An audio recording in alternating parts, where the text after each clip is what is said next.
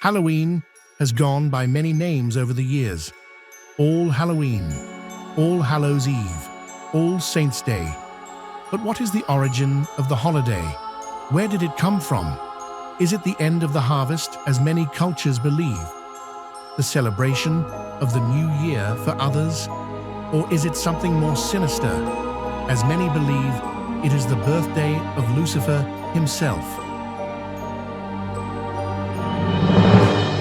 Let's light our jack-o'-lanterns and creep through the shadows to figure out the origins of Halloween.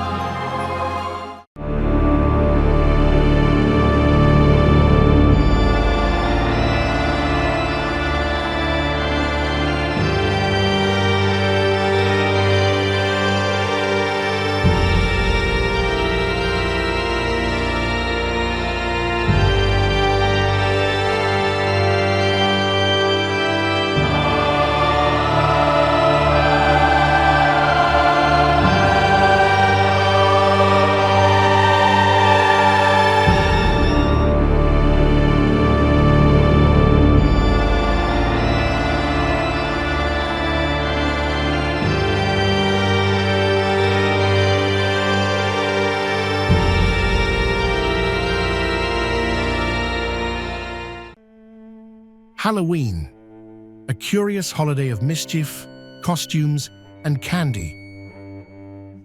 But where did it originate? When was it first celebrated? Many believe Halloween was created by pagan Celts as a way to commemorate when the veil between the living and the dead was thinnest. Others say All Hallows Eve actually has Christian roots, with the prefix hallow meaning saint and eve meaning day. Its history is far more intriguing than just one of those simple answers.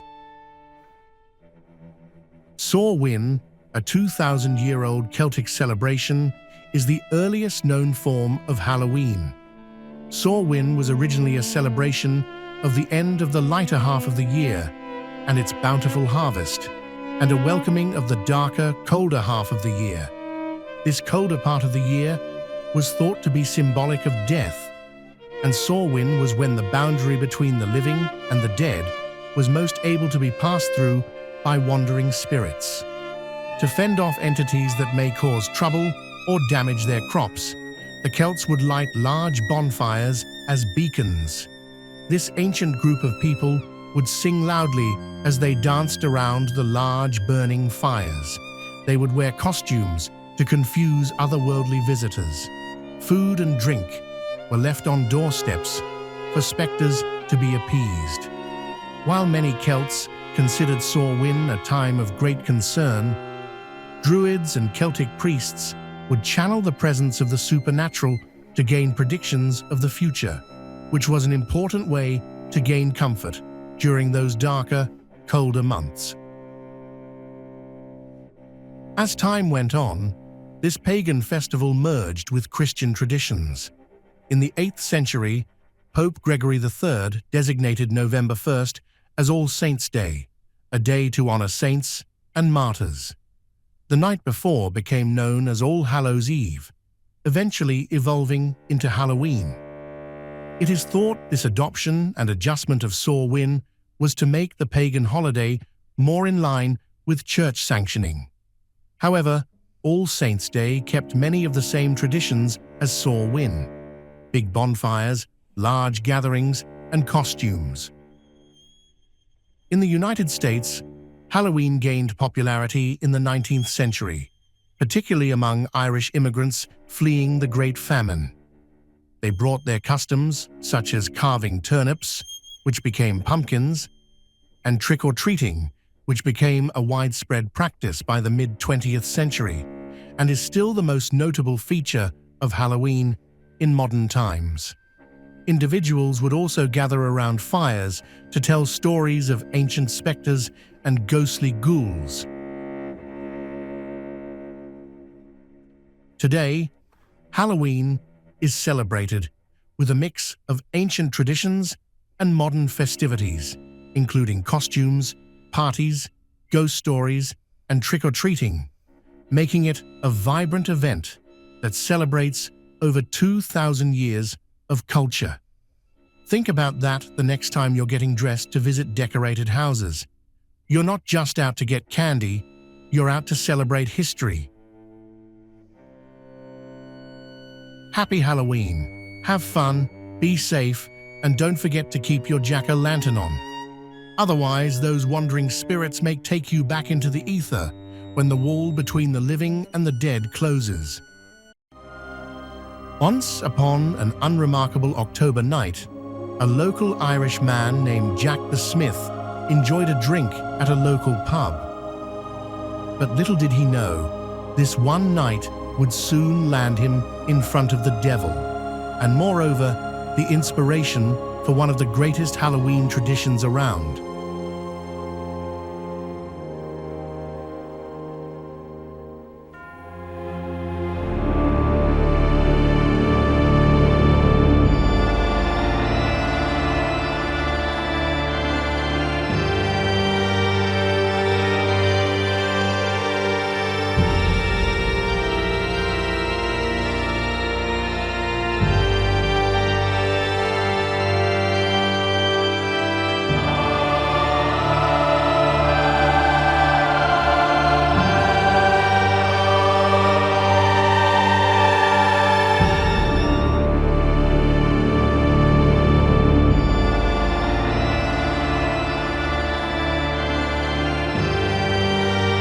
Time to get spooky.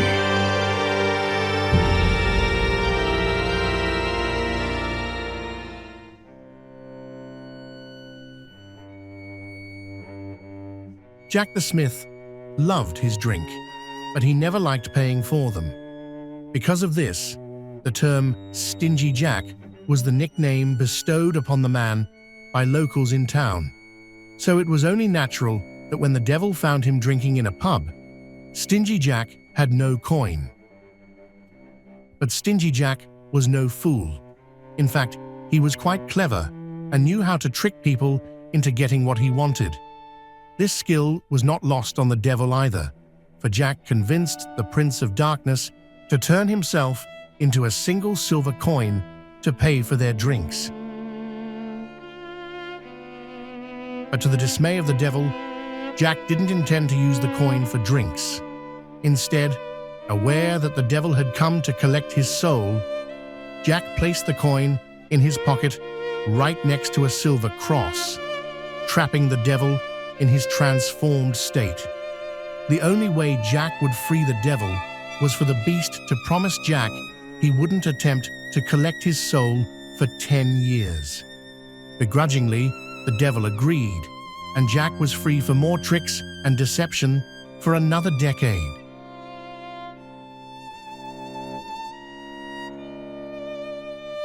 Years passed, and Jack remained unchanged. His motivations were sinful and deceitful. Because of this, the devil was incredibly eager to get him to hell.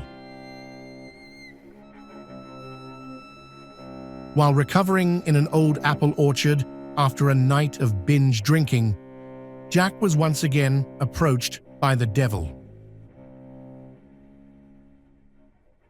Jack's 10 years were up, and the devil was there to collect his due.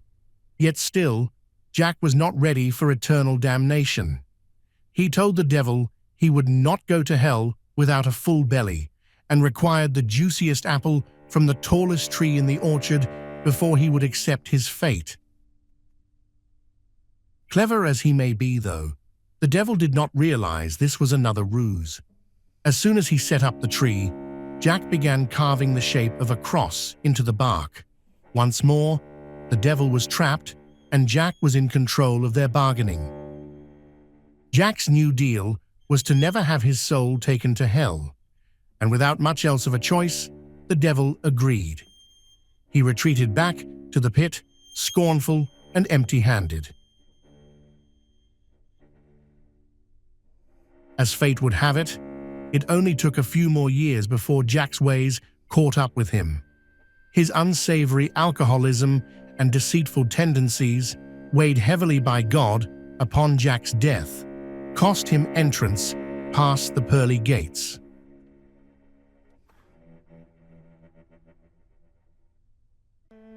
And the devil, still bitter from being outsmarted by a mere mortal, made sure Jack knew he would not be backing out of their deal.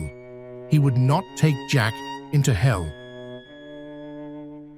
Instead, he provided the man a singular coal to light his way, and doomed Jack to walk the earth as an ethereal spirit for eternity.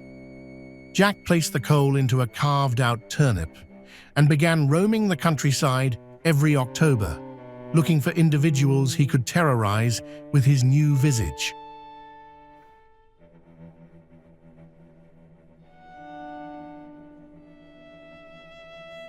Jack's haunting soon prompted villagers to carve turnips as a ward against his wandering spirit.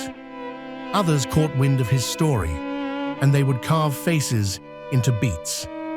One piece of vegetation, however, became more popular than all the others: the pumpkin. Now a synonymous icon with Halloween, it is believed the Jack-o'-lantern received its name from the influence of Stingy Jack. It is also believed that without one of these lit on your doorstep on Halloween night, Stingy Jack or other wandering spirits will visit your home and terrorize you until they are appeased. For your sake and the sake of those you love, don't forget your Jack-o'-lantern this Halloween. Otherwise, Stingy Jack may come for you.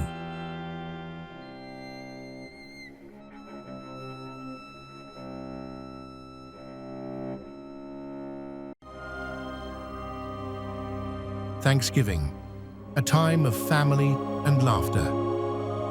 A time to celebrate love, friendship, and coming together. A time to feast. But what happens when the main course decides its place is no longer on your dinner table? What happens when the poultry collective rises up and decides you are the main course? Break out the dinner rolls and stuffing, because this is the exact scenario we're discussing on today's episode of Nightmare Geographic.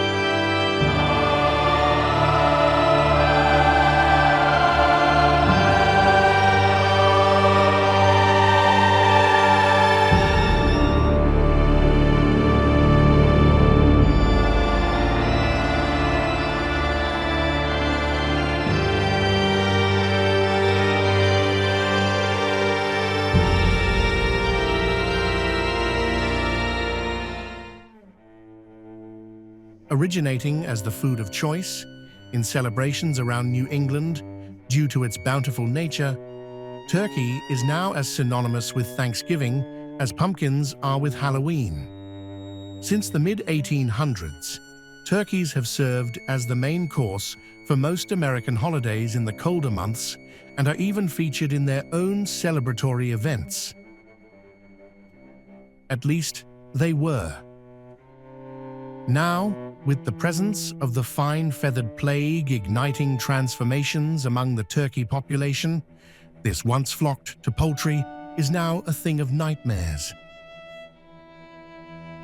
The fine feathered plague, a disease brought on by ingestion of irradiated corn, was originally observed in the three most prominent turkey supplying states: Minnesota, North Carolina, and Arkansas. This disease was originally thought to be a blessing in disguise. It would bolster turkey growth by unnatural proportions, making farmers and businesses consider ways to financially capitalize on the larger creatures. Turkeys were soon bigger than most people, and then bigger than most cars and small buildings. But size wasn't the only thing changing with the turkeys. Soon, their physical features would twist and contort, losing feathers, blistering skin, and causing unsightly transformations that made the birds too frightful for words. Even worse, the aggression levels of turkeys, which some would consider brash and bold during normal mating seasons or when regularly fed by humans, found itself increasing with startling actions. Turkeys were no longer afraid of people. They would not run away or flock together for protection. Instead, these new breed of birds, now being called killer turkeys, would actively hunt and prey on the human population, changing the status quo from birds of the feast to predators of the people. In response to the growing killer turkey population, Thanksgiving was cancelled across the US. But unfortunately, the damage was already done. These new birds were sweeping the nation and hunting anything that piqued their new bloodlust. Will the human race survive the aftermath of the fine feathered plague? Or will these new killer turkeys run rampant forever? Your guess is as good as anyone's, but if there's one thing I think we all know for certain, it's that we're definitely done for if the pterodactyl enters the fray. Happy Thanksgiving, be safe, be well, enjoy your feast. Join us next time on Nightmare Geographic as we unravel the secrets of creatures found only in the darkest depths of your subconscious. A saga of discovery, resilience, and the haunting echoes of wilderness. Thanks for watching. Don't forget to like and subscribe.